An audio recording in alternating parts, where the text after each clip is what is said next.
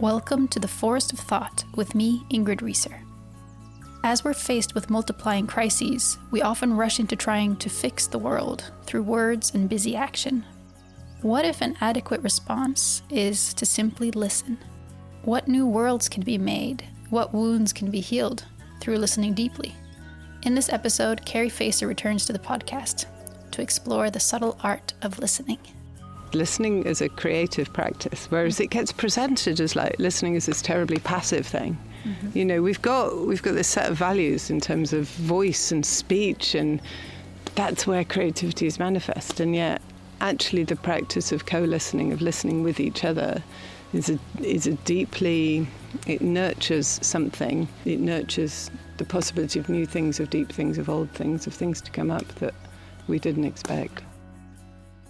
Keri is Professor of Educational and Social Futures at the University of Bristol and co-founder of the Society for Transformative Conversations at the Swedish University of Agricultural Sciences. This time, the Forest of Thought is in the actual forest, where we gather around the crackling fire together with a lovely group of people. Keri offers some exercises to the group, and I can highly recommend following along and doing them yourself at home.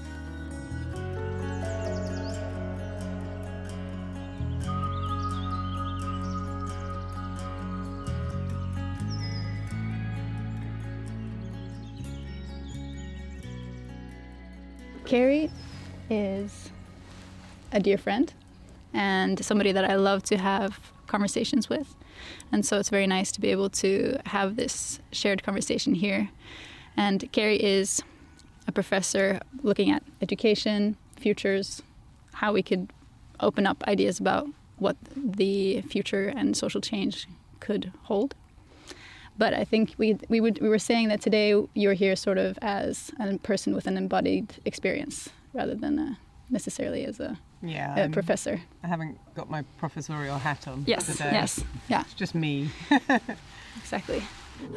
So I thought that we could say a little bit something about how we came to be doing this gathering on the theme of listening.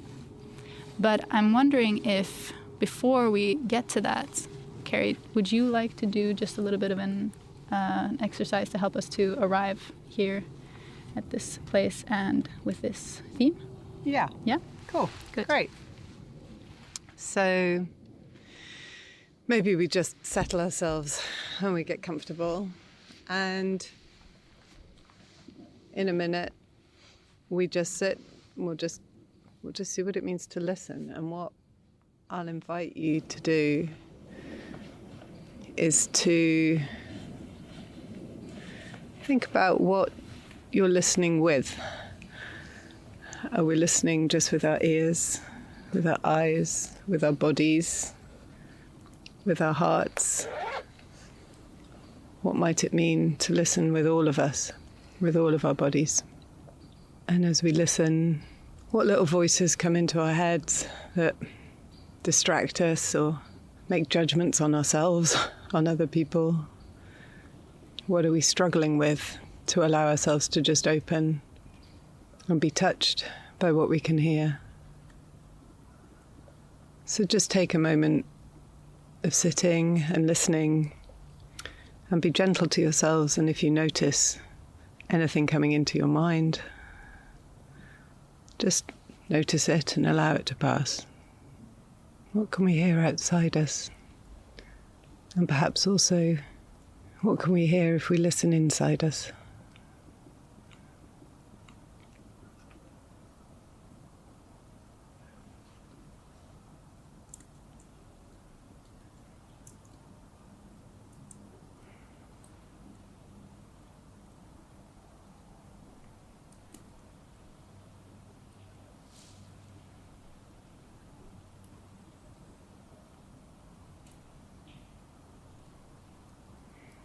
I think we can probably settle there. Mm-hmm. That's good. That's a nice way to arrive. So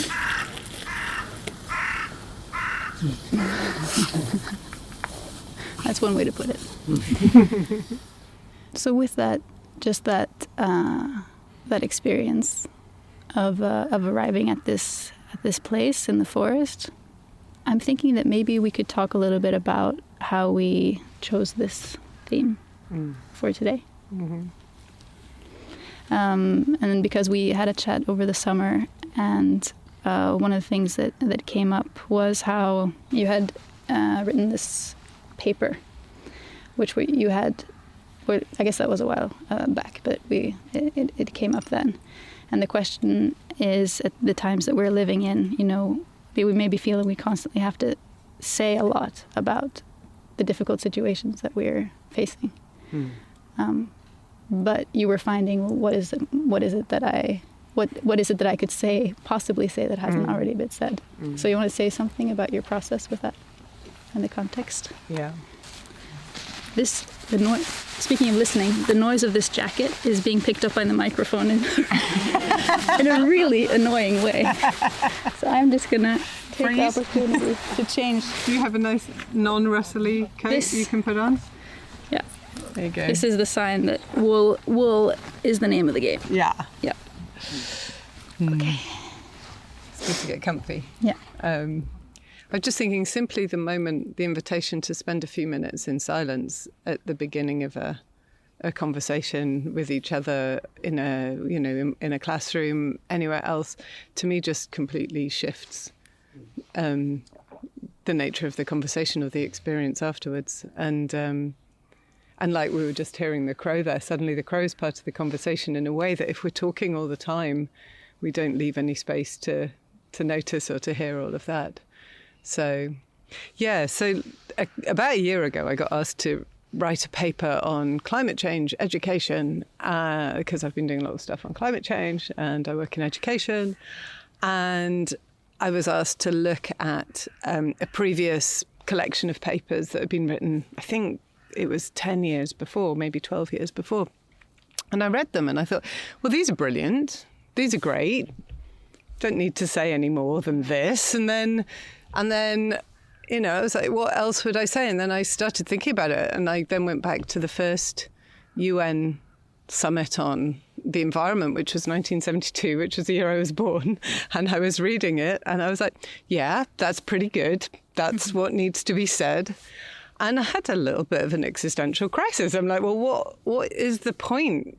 Do we need more voices? Do we need more words? You know, is it? And so much of the climate movement has been about sort of raising our voices, getting ourselves heard. And so much of the discussion around democracy and our idea of what it means to be a citizen is having a voice and having a say and making a statement. And in the end, it just felt completely inadequate. And I thought, well, what's the opposite of that? What's a different way of thinking about it? And in the end, I started sitting with the idea that maybe there's something in rethinking our focus, not away from voice matters, but to thinking about maybe when and where and who.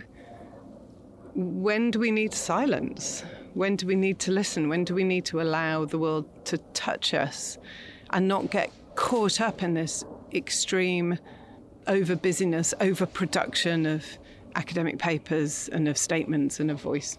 So that paper basically came out of a little bit of an existential crisis and a nervous breakdown as an academic, because as an academic, if you decide I'm not going to write anymore, then people start asking questions. They don't like that. So that's how I landed there. Yeah, and I can say that I sort of feel the same way sometimes with a podcast. You're just like, does the world need another podcast? But it needs this one. Yes, that's what I keep trying to tell myself.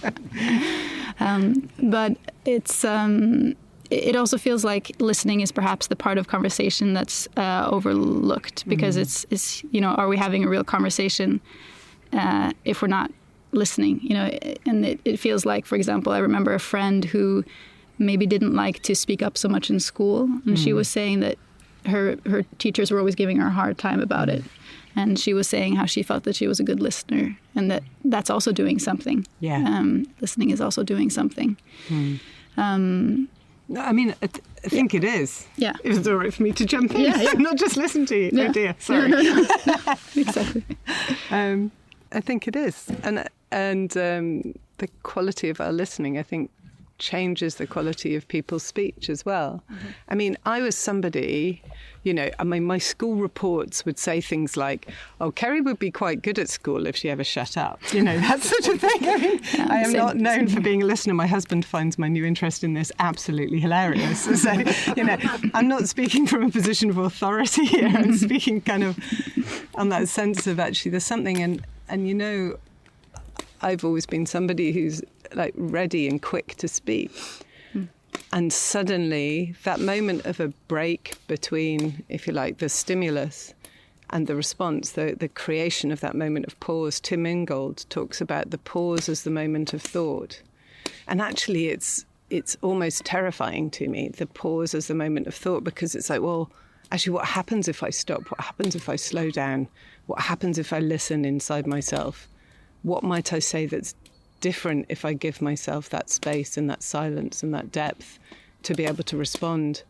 And I have so much respect now for my colleagues and my friends and my students who are the ones that sit quietly, because I have a serious feeling that they're sitting much more comfortably with that void and that pause than I ever have done. And I'm trying to work on that. So, yeah. I think I can also definitely recognize myself in that. And one of the things that I thought about when we were first talking about doing this conversation was this book called Momo. Oh. What's it called? Momo and the Time Thieves? Momo and the Time Thieves. In English, yeah. Brilliant Momo book. and the Time Thieves. And it's a story by Mikael Ende. And there's several themes in it, but one part that I remember quite vividly is that Momo is a very good listener. And the people from the village, they sort of come to her with their troubles and also their conflicts. And something happens, something magical happens when she listens to them recounting, this person has wronged me in this way, and yada, yada, yada, et cetera, et cetera. And then by the end of it, they suddenly find that actually it's just dissolved, and the conflict is no longer there. And Momo seemingly seems to be doing nothing. She's not doing any mediation. She's not doing any kind of diplomacy. She's just listening. I assume in the true sense of the word. And so there's something there about true listening being something healing. So it's not just a silence. But I don't know, maybe we could say something about that, because there are different types of listening. And then there's somebody that you mentioned, Lisbeth Lipari. She talks about the difference between hearing and listening. Hearing is the actual, just the perception, but listening is something else. Listening is when we're changed by it, by what we're hearing. So there's different kinds of listening, also in terms of what you were saying when we were doing the exercise at the beginning. What are we listening with? Are we listening with our ears, our bodies, our hearts, perhaps? So do you have some thoughts on that? What are the different types of listening and their qualities? Yeah. So many different types of listening. I mean, again, one of the things as an academic that we see as a form of academic listening is the listening that's just waiting to jump in so that you can make your point, or the just waiting to work out where the flaw in this argument is so you can take somebody down. I mean, there's that sort of listening, which is banal and all too familiar. There's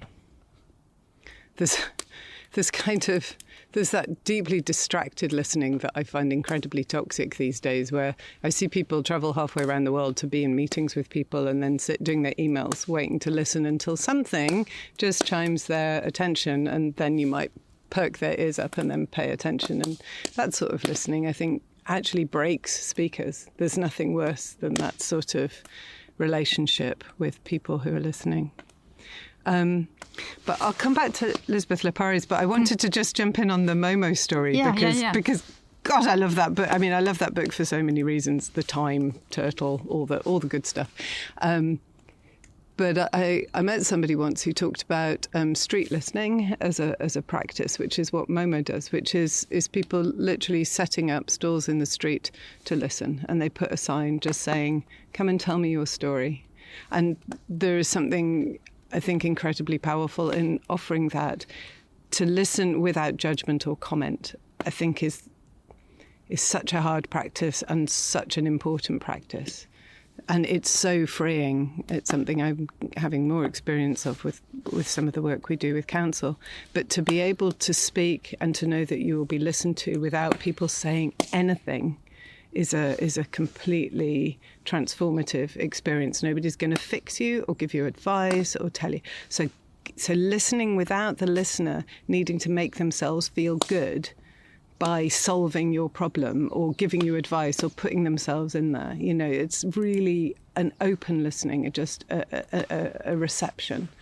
So that to me feels deeply important. And actually recently I was at an event where we invited people to tell their stories to the trees, to just talk to the trees. And there is something about nature and the universe also always being there to listen. It is always there to listen, and who knows what happens as a result of that. But to go to Elizabeth Lopari's point about, I think it's also, so that sense of listening as allowing yourself to be touched. I mean, I remember when I first started reading about this stuff and realising listening is such a physical thing. You know, the sound waves come into our bodies. We're vulnerable. You know, it's a penetrating thing. I mean, it's why other people's noise is so disturbing. You know, I really don't like listening to other people's music. So there is something so vulnerable about that. And allowing yourself to be open to it and to be touched is it's a risky business. Yeah, it's probably enough of me talking for now. Yeah. Many different sorts of listening. Yeah. Yeah, and another thing I was thinking about in relation to that is that Jeremy Nadler, this philosopher that's also been on the podcast, he's written about how we're as a culture we're very obsessed with sight and with eyes, and so we're to talk about, you can see it in our language. We talk about people being visionary or clear-sighted, or you have a certain perspective, or we're very focused on sight, but sight is actually, you see the surface of things through sight. But actually hearing, you can knock a piece of wood or knock the ground or this metal thing, and it'll tell you something about what's inside. And so that physical experience of those sound waves reverberating through us or our bodies and our ears is can sometimes tell us more about the depth of things in a way that sight can't always do, which I thought was he talks about how in ancient cultures, if you were wise, it wasn't about being clear-sighted, but it was about having a big ear. So like if you're really wise, you have huge ears, and that was how wisdom was represented, sort of. Should we go on to the what we had talked about? the many things. We've got many things. Many things. Yeah. One of the things that we thought we'd do is invite us into different practices of listening and just noticing. And one of the questions I like asking people these days is when was the last time you were really listened to? When was the last time you really felt that somebody was listening deeply to you? So maybe we could take a little moment just to think about that.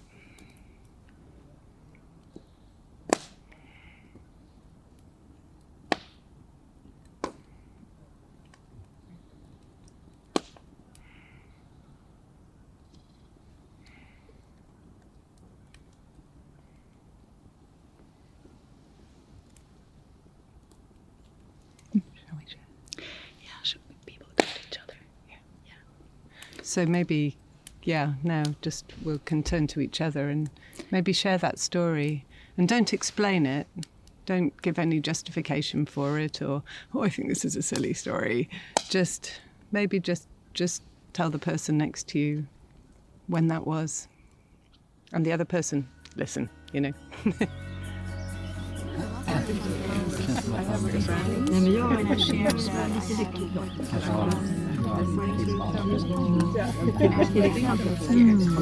I think I feel...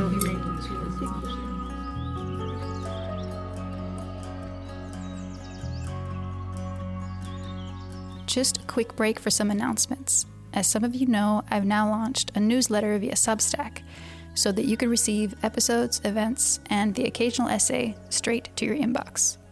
Head over to forestofthought.substack.com and join the mailing list, either as a free or paid subscriber. The podcast is made possible by listeners like you, so if you're enjoying these thought adventures, please consider supporting the podcast via Substack as mentioned or via Patreon. You'll find information and direct links in the episode description or by visiting forestofthought.com. All right, let's get back to the episode.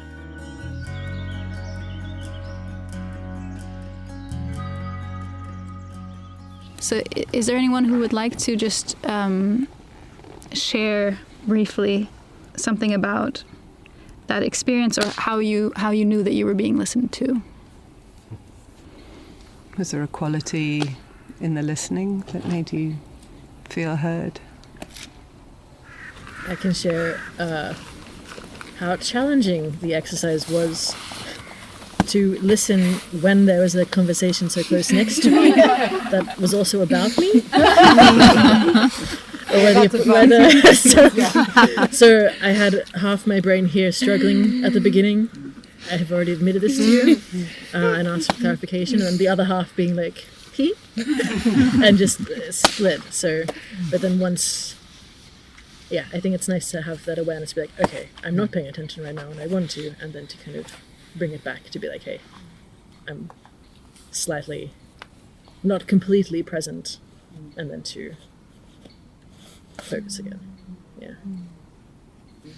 I also wanted to describe the feeling of, and I was trying to come up with a nice imagery for that feeling, but it sometimes feels like, especially when there's thoughts and emotions in you that want to be heard, especially in the situations where there's a lot going on, it almost feels like a tea kettle, and like it feels like finally somebody lets out the steam of the kettle if somebody actually listens.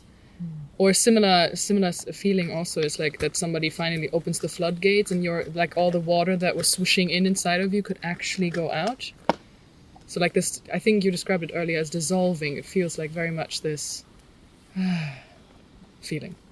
It's a very nice feeling. I once, I have a good friend, Gabriela Gomez-Mont, who is an amazing human being. And one of the things she's done in her life is help Mexico City, this city of 10 million people, to write a constitution. Right? So how do you do that? And talking with her about that process, she once described to me the importance in any big process of having what she calls an exorcism round, where you literally sit down and without judgment or comment or anything, you get everything out. You get to let, like you were saying, let the floodgates open and you get to say everything. And the thing that to me seems so powerful about creating an opportunity for that to be heard is knowing that at some point the flood will stop and it's okay, that it's possible to let everything out, and at some point that'll be enough. And creating spaces for that letting out to be heard feels absolutely critical. Yeah. I was also thinking a little bit about when is it that we have a hard time listening, or what is it that prevents us from listening? And like, it could be a practical thing, like you were saying, that somebody's having a conversation about you right next to you. That can certainly make things difficult. But perhaps more often that we have a hard time being present in general because we have other thoughts that are disturbing or interrupting the listening experience. And I was thinking a little bit about how another thing that makes it hard for me to listen is the things that are hard to hear. So, it can be it can be things that we disagree with, or also, I think, fear of actually being changed by what we hear. Because that's what you wrote about in your paper as well, is like, if we risk truly listening, we also risk being changed in a way. Because listening is actually a very vulnerable activity, both maybe bodily and, mentally or spiritually. Like you said, we can't stop ourselves from hearing other people's music if it's being played in our space. We can't block that out in a sense. And so it can feel very vulnerable. So I don't know if you have thoughts about that, both about the difficulty of listening, for us to listen, or also when we notice that other people are not listening to us. Yeah. So, I mean, there's so many things that get in the way when I think about my life, and also when I see around us when we're thinking about ecological, environmental issues as well. And I mean, the first one to me is always speed and time. Listening, I don't think it's possible to listen quickly. I think it always requires the pause, the moment, the rest. And so there is something about trying to create that space. And that's a constant struggle for me, to say, stop, we'll just take the time to hear and to do that properly. Then there's the other impediment. There's that famous phrase, which is something like, it's very hard for a man to hear something which works against like what his income depends upon. There's interest, there's self-interest, there's the desire not to hear something that we might disagree with, that might require us to act, or that's not in our interest. I mean, that's the sort of cynical refusal to listen. And then there is the fundamentally difficult point of hearing and allowing ourselves to be touched, because it will demand action. And that's the critical question, because listening without... I mean, this to me is where we are struggling at the moment, because if we're asking people to hear a lot of bad news or difficult things, then to me it feels really important to also say, well, what is the possibility of action in response to that? Because if you're constantly just demanding people listen, this is what my beef was in the paper. If we're constantly telling people stuff and they've got no capacity to act on it, then why would we be surprised that nobody's going to listen? So it is that relationship between listening and action. And to me, what comes from that is that there needs to be a politics of listening as well as a practice of listening. If we create the spaces to hear what's going on, if you think about popular education practices for years, they've been about naming systemic structural issues. We also need to create political spaces that allow us to figure out how to work together to deal with that. When we hear these stories, when we hear what's happening, when we hear when we hear people's stories, how do we create a space for us to sit with that? Sometimes there is no need to respond. Sometimes listening is enough. But other times there is an obligation. It sits with us. So, yeah, that's one of my interesting questions at the moment. What does the politics of listening look like? Yeah, because that's something else that we discussed beforehand, is that the people who listen are maybe the ones that should be speaking, and the people who speak are maybe the ones that should be listening. Yes, and. Yeah. I think there's there are structural inequalities around who speaks and who listens. Mm-hmm. I remember once, between getting divorced and finding my lovely new partner, I was looking at these hilarious dating apps, which were just kind of terrible, toxic things. But anyway, and there was some really funny advice in there. And there was this advice for middle-aged men going on a first date with somebody new.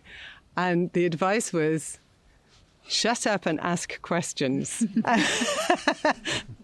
Because if you get to the end of the day and all you've done is you've talked, you have not connected. So there are structural differences in who speaks and who listens, and those need to be acknowledged. There are structural differences in who is asked to be silent and who is asked to welcome. But to me, actually, listening is a superpower. Oh, my God. I mean, you get into a space, and if you sit and you listen, the stuff that you find out, and you can understand, and then you can come up with positive responses as a result of that. And I mean, God, the number of times I'm in meetings with these guys who just talk and talk and talk and talk, and by the end of it, they have absolutely no clue what anybody else in the room thinks or knows or does. And God, what a loss that is to that person's ability to understand the world. I think we need to recognise those structural inequalities. I wouldn't say everybody has to listen. The question is, who's the we here? Fundamentally also, going back to the paper, I mean, I realise that if what we're always doing in climate, environmental, ecological education is trying to skill people up to have a voice in the world, to be able to be the kind of active participants, to be the heroes of their own story, well, if those people are going on and becoming CEOs or policymakers or leaders, if all they're only ever doing is wanting to be at the centre of their own story, of wanting to bring people together, then they are not going to be hearing what else is going on. And they're not going to be able to hear any points of resistance. One of the people that I'm working with who's working in Colombia at the moment is talking about the green extractivism that is coming by the imposition of wind farms on indigenous lands. And there is no listening going on between those advocating these particular infrastructural investments and an understanding of what wind means to these people in these places. And the wind there is a being, and that land is being, and the infrastructure is cutting up. Now, it doesn't mean that things shouldn't go ahead, but we need it sure as hell to start creating spaces for people to listen. And what worries me is that the green saviours will be rocking up and coming with news of how to fix things. And if they're not also listening, it's going to store up trouble. And we're seeing that, I think. Yeah, so I want to talk to you about how you're working with this and some of the things that you're doing, Keri. But I'm wondering, so we talked about this question, when did you last listen carefully? Yeah. Do you want to, or do you want to just... I mean, that's often a question that I ask people is, when was the last time you listened? Because we can get slightly obsessed about, nobody's listening to me. And actually, a friend of mine did this brilliant study of collaboration amongst young people. And we found out that, everybody thought that they'd done loads of listening to everybody else, in a way that was just, nobody thought that they were the ones doing all the talking. So there is a bit of a trouble with this. So this question of when did we actually last listen is a really important question for all of us. And for me, I suppose, I was thinking about this because I've sat at a lot of deathbeds recently. And I remember sitting, just what does it mean to listen to somebody, or to listen for a voice, or to listen for words, if you think that might be the last time anybody speaks? Wow. And it might be every time. It might be every time we're with each other, every time we're connected, who knows, And so what would it be to bring that quality of attention? And I remember listening, and I'm listening with my heart, I'm listening with my soul, I'm listening to connect, I'm listening for the breath, I'm listening for the words, I'm listening for what's happening with the body. And I suppose remembering those moments of listening make me very aware of the other moments of listening I have in my life that can be rushed and quick and non-attentive. Yeah. Well, one of the other things that this Lisbeth Lipari writes is that listening brings humans into being. What are your reflections on that?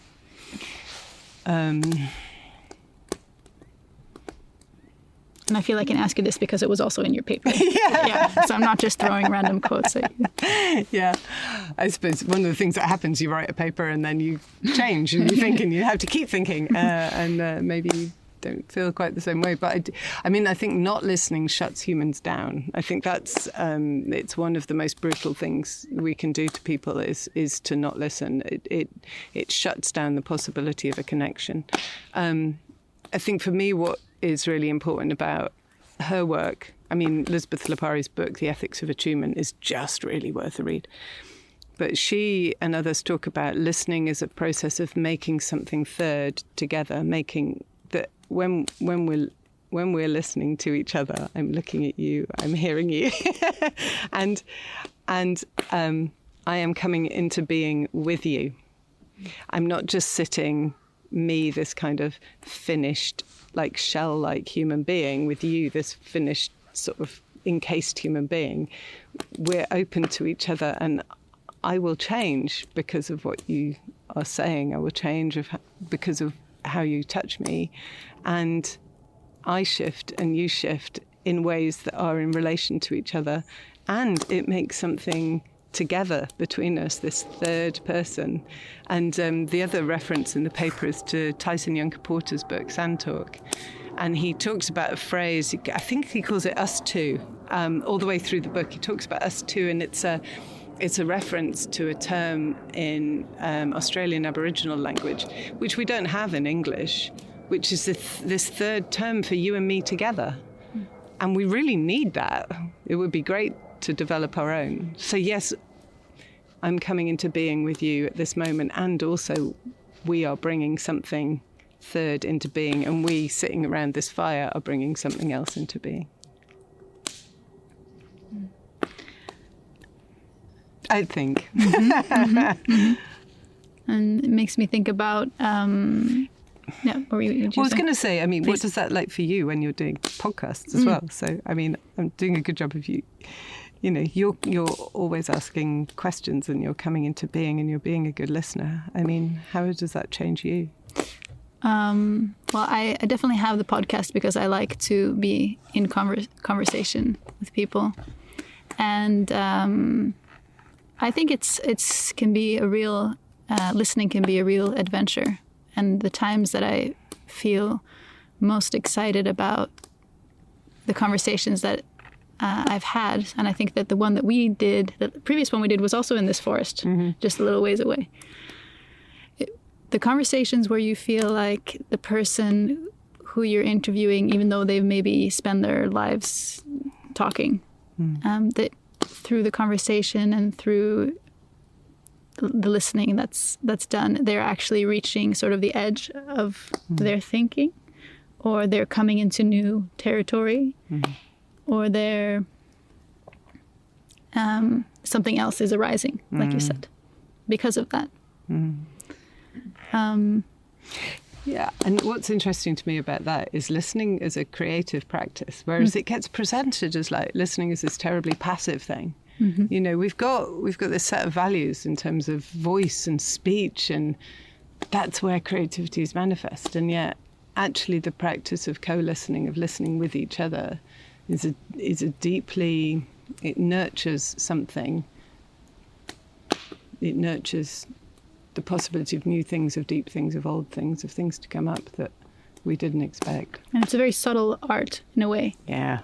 As compared to, it'd be hard to like if you fed your an essay into, you know, some AI chatbot, they could give an analysis of, you know, what's the tone here, what's happening. Well, they would have a harder time assessing the silence. What kind of a silence is this?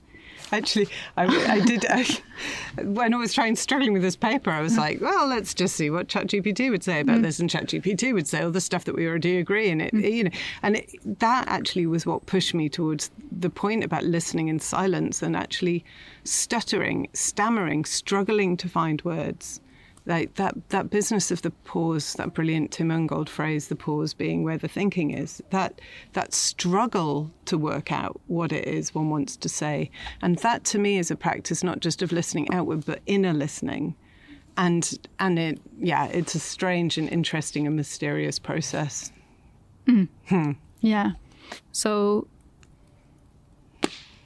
it seems like you're also come into this work through the work that you're doing with counsel, or the way of counsel. Could you, and maybe you could say something about that, and because I think it's a nice model for this. Yeah. Well, so the way of counsel is something I came across about 4 or 5 years ago, and it's actually an old, reasonably old. It's a practice for listening in community that comes from a 1960s experiment where a bunch of social activists, indigenous activists, anthropologists, academics, Buddhist monks got together and were just thinking, okay, how do we make the world a better place? And they set up something called the Ojai Foundation, and as they got together, they realised they were reproducing all the old problems, all the hierarchies were coming up, and nobody was.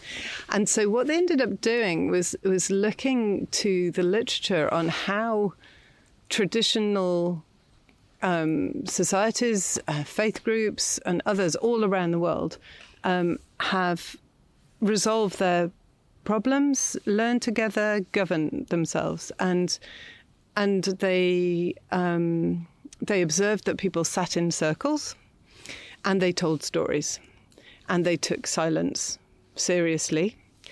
And so from that, they developed, and the people who sort of articulated this, there were a whole load of people involved originally, but the people who articulated this was Jack Zimmerman and then Virginia Coyle. And they developed something that they call the way of counsel, that I noticed recently they've started calling the ways of counsel, which I think is great. It sort of slightly opens it up a bit. In the way of counsel, there's a practice of sitting, and you have 4 very simple guidelines. You speak from the heart, which means you speak from the I. When we're talking, we say you all the time. You do this, you do that. Well, actually, in counsel, I speak from the I tell you my story. So I speak from my experience. I listen from the heart, which means that I'm trying to set aside judgment. So, when we're listening to each other, quite often we'll have something going through our head, which is like, oh, I'm not sure if I agree with that. And it invites you to put that aside. I listen with spontaneity. So we have a talking piece. We hand things around to each other and we only speak when that lands with us. And we practice lean speech, which is my favorite thing to introduce into academia as well, as you say what you need to say and nothing more. And you ask yourself to say what serves the group. And counsel is a practice that has developed since then. It exists in lots of different places, schools, universities. It's used for conflict, peace and conflict reconciliation. It's used in community groups, and these 4 simple principles combined also with confidentiality. You don't speak outside the circle. To me, invite a way of deep listening to each other and then listening to the wisdom that emerges from those stories that I don't see in any other practices. And I hold a council in Bristol once a month. And I am shifting into now working with universities that I work with to try to bring counsel into universities, because I think its principles create ripples. And when I start sitting in council, it changes the way I speak and I listen with everybody all the time. And in the end, the argument, the principle is that counsel is not just when you're sitting in circle. Counsel's when you're with each other. And I tell you, it's a very good way of resolving conflict with your partner as well. So, yeah. And what do you feel happens when, or what are some of the things that you have experienced that happens when people really can embody that way of listening or speaking? I mean, it's funny because almost every time I hold a council, I'll probably be tired. I'll probably be exhausted beforehand. I'm thinking, why am I agreeing to do this on a Wednesday evening when my life is busy? And for me, every time I sit in council for 2 hours with a small group of people, I come out with such a deep knowing and respect for the hundreds of stories that there are inside each of us and the deep wisdom that there is inside everybody. And it means that when I'm in other settings, it makes it much harder to just rush at 100 miles an hour to assuming that I know the right thing to do, because I'm aware that every time I'm with any group of people, all of us sitting around this fire have thousands of stories inside us. And creating a way of sitting and listening and being with each other that allows some of that to emerge is a really beautiful practice.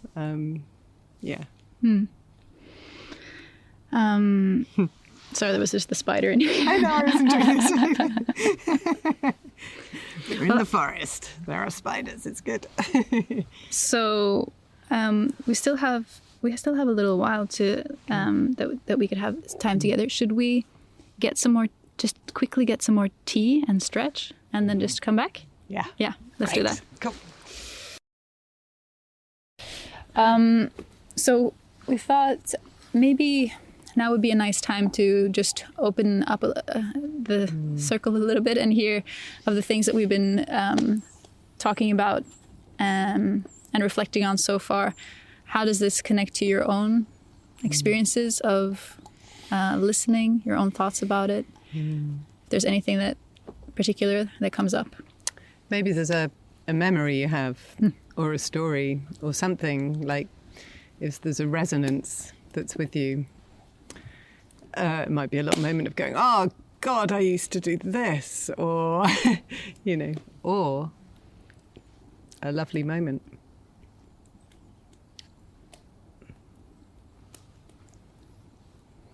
I had a meeting today, and it was with another department, and I realized very soon coming into that meeting that this is not a meeting where I should speak. This is a time where I should listen. So all I did was sit down and take notes and write down what they said, and instead of speaking I would go around and what do you think about this, to make sure everyone could get their thoughts down, because I could tell people were very frustrated and needed to explain and vent and bring things out before after I knew that everyone had said theirs and were done. Then that's when I tried to answer and explain and share, and I noticed how afterwards everyone felt so good. Everyone was felt so relieved and so positive, and they were so inspired. So I could tell that that was very important to them.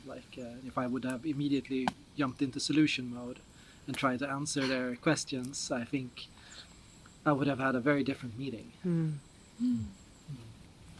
It's super interesting, isn't it? The desire to I know I'm like this, somebody starts talking, I'm like, oh, okay, I can fix this, as opposed to the stepping back and allowing, and maybe sometimes we can't fix things, we just have to let it go. Yeah.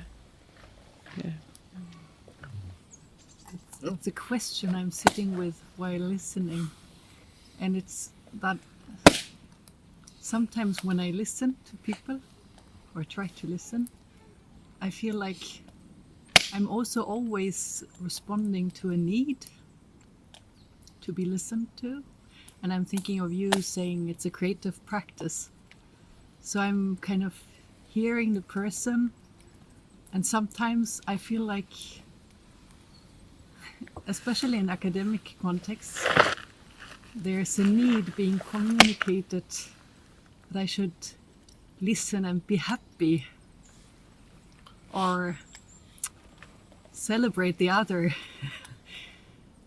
So I'm just thinking, and then I'm feeling like, oh, now I'm not good at what is needed here. I can't join in here and celebrate this. And so it's just something I'm sitting with here, that there are always needs that we can respond to. So there's so often, it's not just letting people talk and listening, but it's always also could be, perhaps, I don't know, responding to a need and giving a need. And you mean that sometimes that's hard, like sometimes you don't want to listen or you don't have the capacity to listen? Because that's what I feel. Like sometimes I don't have the capacity to listen. Or maybe that's a bit different. I mean, I can listen, but then I can't listen the way that I feel is being called for also. Or maybe it is because I'm feeling I need to give something back, which we talked earlier, which I can't. I can only listen. I don't know. It's just something I'm sitting with. I think that's super interesting, because there's like what's going on when we feel like we need to listen in a certain way, or people are demanding that we listen in a certain way. I mean, I think about, big statements from my Vice-Chancellor that I'm supposed to listen to and be celebratory of. Yeah, maybe I'm not going to listen in that way. Maybe that's okay. I mean, that to me is part of the really interesting thing for me about all of this is about getting to know that there's different flavours of listening, different forms of it. It's not just being quiet, that each of those, like our silences, other people's silences, our listening practices, they've all got different shapes and forms. And sometimes I have very angry listening where I'm, furious at what I'm hearing. What does that mean? And at that point, I start listening inside, like what is going on for me here? And that's information. That's interesting. What's happening that I'm having such a strong reaction to what's going on here? So, yeah, I mean, the last thing I want to suggest is either that I know or I suggest here that there's like one right way to listen, actually. To me, it's I suppose the inquiry, the journey I'm on, the inquiry I'm engaged in at the moment is just being curious about listening and the different forms and shapes it takes, and the different power relationships and the political economy of listening that we're all engaged with as well. Who's getting asked to listen all the time and who's getting shut down? Who gets to speak? So that's there as well. Yeah.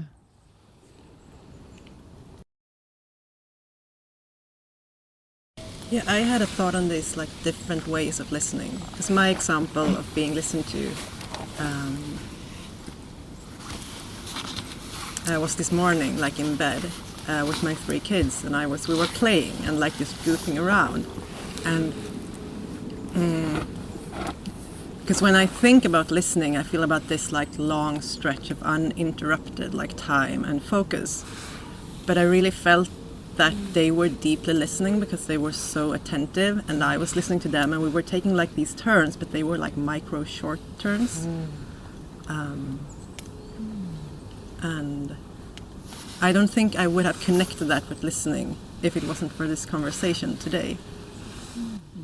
Oh, that's lovely. Now I've got this image of the different rhythms of listening, and actually what you've done is you've changed some of my, because I was talking about getting rushed sometimes, but what you've suggested is around listening as a quality, not as a particular speed.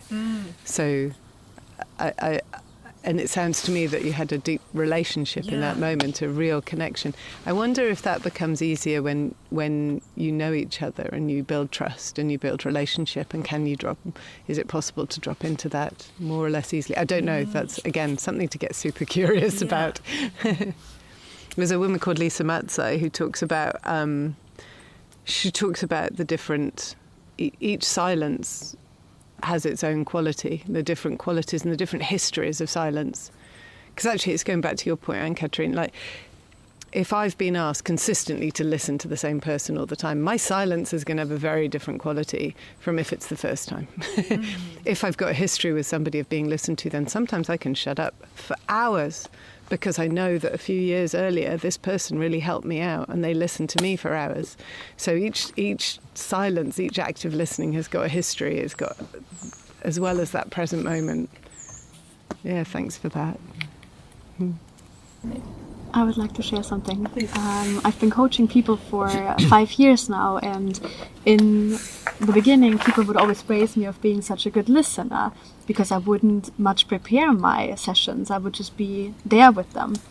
And then in the last couple of months I saw myself thinking the more I plan, the more I have to say, the better I am at my work, which is not true, because that, I think, just showed me that I did not trust myself, that I'll be able to respond or just to be there and to listen. So this week I've kind of shifted my attention to not using the content that I had planned, but just listening and being there with my clients. And it was so fun, because then this week I realized I had nothing to say, because they were talking, and at the same time while they were sharing, they were like, I never had that thought before. How did that come out now? Just because they got that space to be listened to. And that, I think, was just a great reminder that sometimes we think the more the better. The more I have to say, the better. But maybe it's the opposite of that. Yeah. I love that. I mean, to me, I think it's that balance. It's being in a moment. And again, I'm so far from perfect at this. Oh dear. But developing that awareness that we make choices about this. And I mean, for me, asking that question about why I feel the need to speak, why I feel the need to produce, what's driving that, and whether sometimes very simply silence and listening might be the better response to the situation that I'm in, and how to create permission for that, social permission, as opposed to this terrible sense that we need to be just putting stuff out there all the time. Yeah. And also listening to, I'm thinking about what we have talked about previously as well, Keri, that listening to the place or the land. Like, we're here now, but the sounds of this place are also, seamlessly weaving themselves into our conversation. And also that the place can listen to us. I mean, you described that. Yeah. Did you say, was that in this conversation? It was in this conversation, yeah. Yeah, speaking to the trees can be really helpful. Trees can be good listeners, as it turns out. Yeah, absolutely. I mean, I've loved talking here and listening to the fire. The fire is now part of the conversation. The fire is contributing, as are the occasional pings in our life, because obviously there's phones that occasionally ping. There's the airplanes, there's the trees, there's the sound of the other people around. And I that shift to hearing as opposed to seeing, because seeing is always has got a degree of focus, and hearing is much more ambient, and that sense of allowing ourselves to be part of this incredible web of voices and actions and plants and creatures and humans and technologies and all the weird stuff that we're in. Listening sound it's just a powerful place to sit with that, I think. And the crow agrees. Or maybe not. Crow's going, yeah, about time. Well, thank you so much for coming out and huddling around the fire. Really appreciate that. And thank you so much to Keri. I'd just like to say thank you to you, Ingrid, for bringing us all together, and to Isaac and Ingrid for preparation, and I know all of this stuff, and to Clint and to Bjorn for fire making, and to everybody. It's been lovely, and to this beautiful forest. Thank you, forest. Thank you so much for this. Thank you, forest. This beautiful spot. Yeah.